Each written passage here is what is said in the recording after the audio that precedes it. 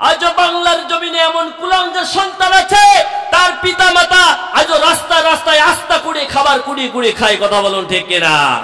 আর এই সন্তান 5 তলা 7 তলা বিল্ডিং এর উপরে ঘুমায়। পরিমাপ করবে আল্লাহ পাক সন্তানের জন্য পিতা মাতা কতটুকু খরচ করেছে, আর পিতা মাতার জন্য সন্তান কতটুকু খরচ করেছে, এইটার পরিমাপ আল্লাহ রব্বুল আলামিন মিজানের পাল্লায় আগে করবেন। বলুন সুবহানাল্লাহ। ও যুবক ভাইরা, এবার শুনে রাখো, তোমরা যারা যুবক, তোমরা কিন্তু ছিলে শিশু, আজ হয়েছে যুবক, আবার একদিন আসতে পারে সেদিন হবে বৃদ্ধা, পিতা মাতা হয়ে যাবা। এখন তুমি তোমার পিতা মাতার সাথে যেমন ব্যবহার করবা, ঠিক তোমার সন্তানেরাও তোমার সাথে তেমন ব্যবহার করবে। তুমি যদি তোমার পিতা মাতাকে বৃদ্ধাশ্রমে রেখে আসো, ঠিক তেমনি ভাবে তোমার সন্তানেরাও তোমার পিতা মাতার মতো তোমাদেরকেও বৃদ্ধাশ্রমে রেখে আসবে। চিৎকার দিয়ে বলুন ঠিক কিনা? এটাই বাস্তব। আপনি যেমন করবেন, ঠিক আপনার সন্তানেরা আপনার প্রতি তেমন করবে। এটাই তো সঠিক কথা। কথা বলুন ঠিক কিনা?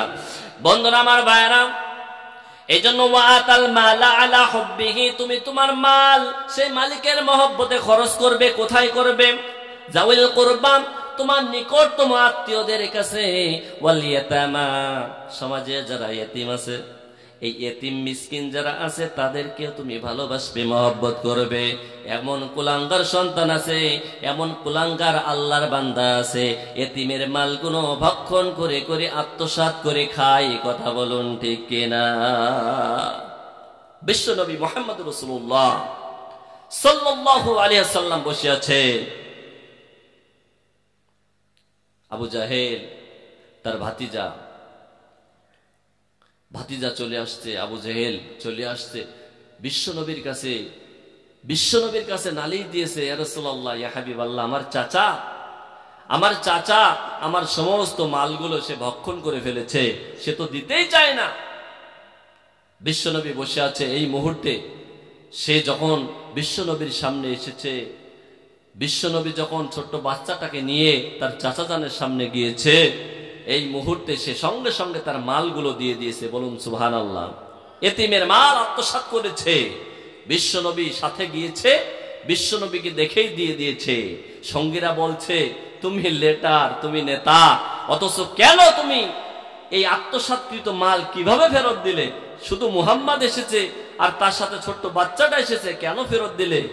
তখন ডাক দিয়ে বলে যে, আমি যেন দেখলাম আমার নবীর দুই পাশ থেকে হিংস্র 2টা প্রাণী হা করে আমার দিকে আসতেছে। আমি যদি এই মালগুলো তাকে না দেই, তাহলে সঙ্গে সঙ্গে আমাকে গ্রাস করে ফেলবে, খেয়ে ফেলবে। বলুন সুবহানাল্লাহ। কারণ আত্মসাৎকৃত মালকে বলা হয় গুলুল। এই গুলুল শব্দের অর্থ হলো আত্মসাৎকৃত মাল সেদিন বান্দার জন্য বোঝা হয়ে দাঁড়াবে। যদি অন্যায় ভাবে কেউ কারোর 1 বিঘা পরিমাণ জমি আত্মসাৎ করে, আল্লাহ রব্বুল আলামিন 7 তবক আসমান এবং 7 তবক জমিন ওই বান্দার গলায় ঝুলিয়ে দেবে। বলুন নাউজুবিল্লাহ। আরো জোরে বলুন নাউজুবিল্লাহ। জিকির দেন লা ইলাহা, জোরে লা ইলাহা।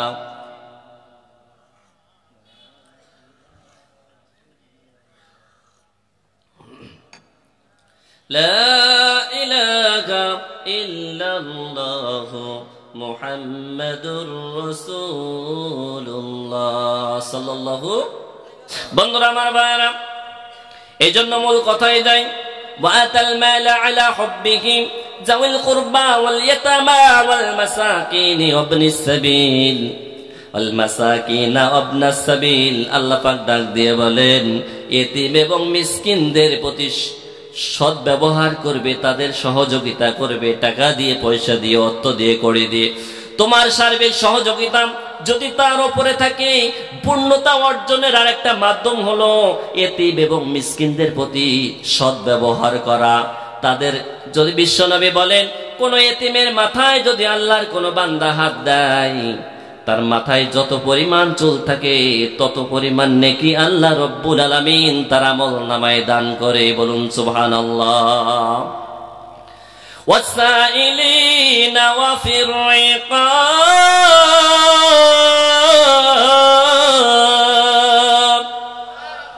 বন্ধুরা আমার ভাইরাম, কৃতদাস মুক্তি করার জন্য তাদেরকেও কিছু তোমাকে দান করতে হবে, সাদগা করতে হবে।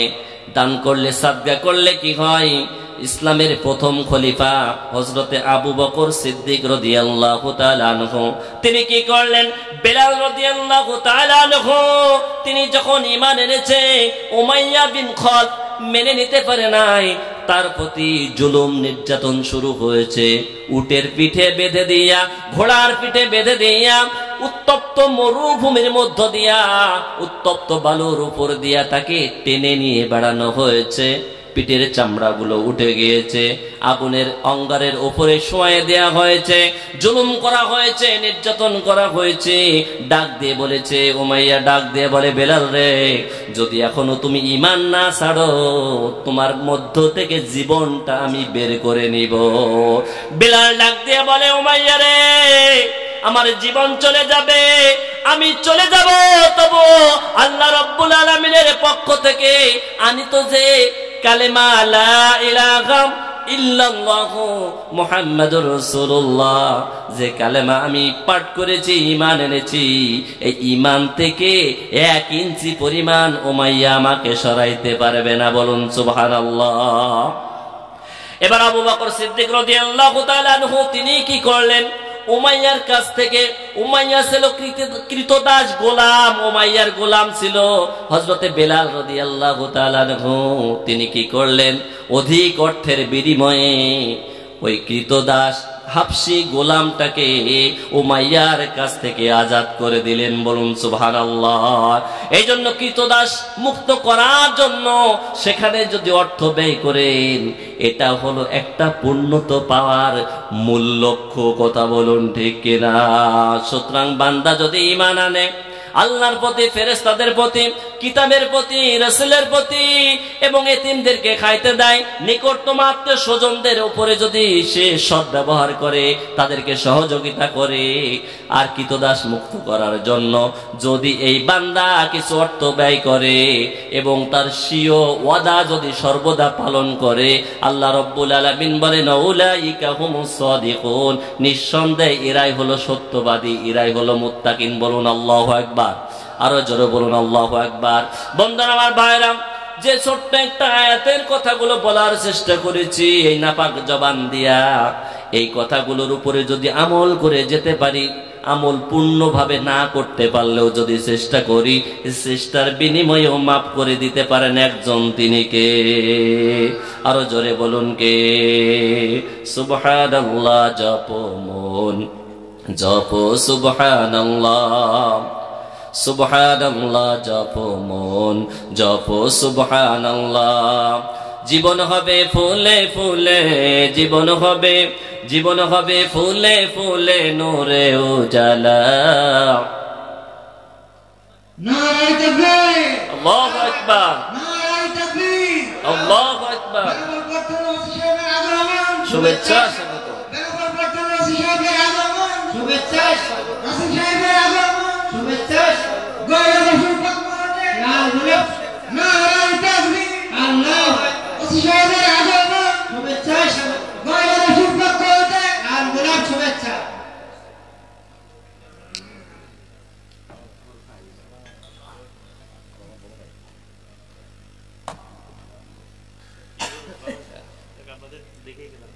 আলহামদুলিল্লাহ, আলহামদুলিল্লাহ। আমাদের গয়ডা সভা মাঠ জামে মসজিদ এবং যুব সমাজের উদ্যোগে আয়োজিত আজকের এই তাফসীরুল কোরআন মাহফিলে আমাদের সভা পরিচালনা কমিটির আমন্ত্রণে আমাদের সম্মানিত বেনাপোল পোর্ট থানার ভারপ্রাপ্ত কর্মকর্তা জনাব রাসেল সাহেব আমাদের দাওয়াতে হাজির হওয়ার জন্য তাকে অভিনন্দন জানাই, কৃতজ্ঞতা প্রকাশ করি যে এই ছোট্ট পরিসরে এই মহান ব্যক্তিকে আমরা পেয়ে যে আমাদের মাঝে তিনি দাওয়াতটা গ্রহণ করেছেন। আমরা দোয়া করি আল্লাহ তাআলা তেনাকে যেন হায়াত দারাজ করেন। সেই সাথে অল্প দুটো একটা কথা বলার জন্য স্যারকে সবিনয় অনুরোধ করব। আসসালামু আলাইকুম। সম্মানিত বাদশাহ, সম্মানিত অতিথি, সম্মানিত মেহমান, সম্মানিত শ্রোতাবৃন্দ, আসসালামু আলাইকুম। সম্মানিত এলাকাবাসী, আসলে হুজুর তো বিভিন্ন দিনের কথাবার্তা তাদের করতেছেন, আমি দূর থেকে শুনতেছি, হুজুর ভালোই বলতেছেন, আপনারা মনোযোগ দিয়ে শুনেন। আমি এসেছি আপনাদেরকে দেখে গেলাম, আমাকে দাওয়াত দিয়েছে, সম্মানটা রক্ষা করলাম। হুজুরের মাঝখানে আসলে আমার কথা বলা অনেক বিরক্তির কারণ হয়ে দাঁড়ায়। তো যাই হোক, আসলে আপনাদেরকে সালাম দিয়ে গেলাম, এটাই ছিল। আমি আর কিছু বলবো না, হুজুরের বয়ান মনোযোগ দিয়ে শুনে যদি কারো হুজুরের বয়ানের কারণে কারো মনটা নরম হয়, কারো ভাবে বাড়ে, এইটাই কামিয়াবি, এই সমস্ত আয়োজন। আপনারা ভালো থাকেন, দোয়া করবেন, আর হুজুরের বয়ান মনোযোগ দিয়ে শুনেন। আসসালামু আলাইকুম।